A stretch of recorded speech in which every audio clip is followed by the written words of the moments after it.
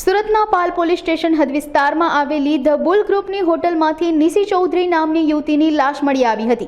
હોટલના સ્ટાફ દ્વારા આ બાબતે પોલીસને માહિતી આપતા પોલીસ સ્ટાફ ઘટના સ્થળે પહોંચ્યો હતો અને સમગ્ર મામલે તપાસ હાથ ધરી હતી। ત્યારે તપાસમાં સામે આવ્યું હતું કે યુવતીની હત્યા તેના જ પતિ દ્વારા કરવામાં આવી છે। પોલીસે યુવતીની હત્યા કરનારા પતિ રોહિતની ધરપકડ કરવા જતા આરોપીએ ડોલોની 45 કરતાં વધુ ગોળીઓ ખાઈ લીધી હોવાના કારણે તેને હોસ્પિટલમાં સારવાર માટે ખસેડવામાં આવ્યો હતો। હોસ્પિટલમાં સારવાર પૂર્ણ થતા પોલીસે રોહિતની ધરપકડ કરી છે।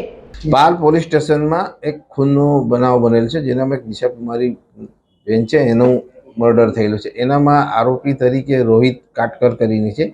એના હાથે લવ મેરેજ કરેલ હતું અને બંને પતિ પત્ની તરીકે છેલ્લા 1.5 વર્ષથી હતા। વચ્ચે એમના વચ્ચે ડિવોર્સ પણ થયા, પછી પાછા સાથે બી થયા, એટલે બંનેના વચ્ચે થોડુંક મન દુઃખ તો હતું જ।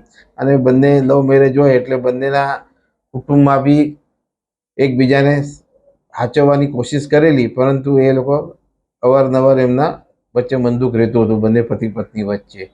એટલે ગયા આ જે ખૂન થયું ત્યારે આ કામના આરોપી અને મરણ જનાર બેન બંને ભેગા થયા। એ લોકો પાલ વિસ્તારમાં કોઝવે બાજુ ફર્યા બી, અને ફર્યા પછી એ લોકો હોટલમાં રૂમ બુક કરી અને ત્યાં રહ્યામાં વચ્ચે ત્યાં પણ એમના વચ્ચે મનદુખ થયેલ। અને આ કામના જે આરોપી છે રોહિત, એનું જે સ્ટેટમેન્ટ લીધું એ આધારે એને પોતે એક ચપ્પુ પણ સાથે રાખેલું હતું અને એ લઈને જે રૂમમાં ઘૂસી ગયેલો અને બંને વચ્ચે મારા એમ થોડું બોલાચાલ વિવાદ થયેલો, એટલે એને ચપ્પુ જે હતો એકબીજા પેલા બેનના હાથમાં હતો, પછી આ બે હાથમાંથી લઈને એના પેટમાં ભાગે 2 વખત મારી દીધેલ છે, જેથી કરીને એના આંતરડા બેના બહાર આવી ગયેલા।